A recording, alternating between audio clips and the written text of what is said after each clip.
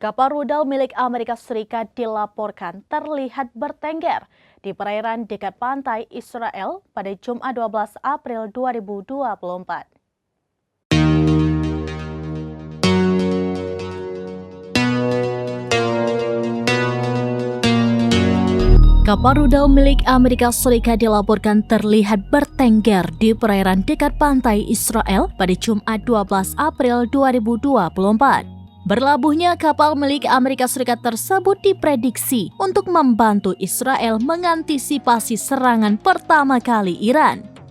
Departemen Pertahanan Amerika Serikat tidak merinci jumlah atau jenis aset yang dikerahkan.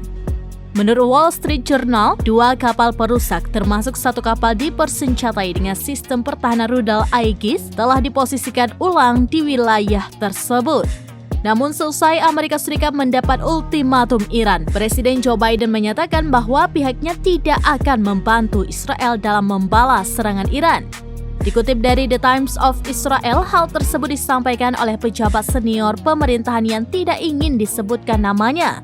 Menurut pernyataannya, Biden mengatakan kepada Netanyahu bahwa Amerika Serikat tidak akan membantu Israel. Washington tidak mendukung serangan balik Israel terhadap Iran. Sementara itu, Kepala Staf IDF Letnan Jenderal Herzi Halevi mengaku sudah menyiapkan berbagai skenario untuk menghadapi Iran.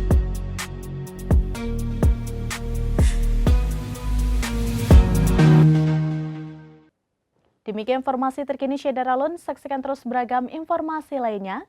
Jawab, like, dan share seluruh akun serambinews.com.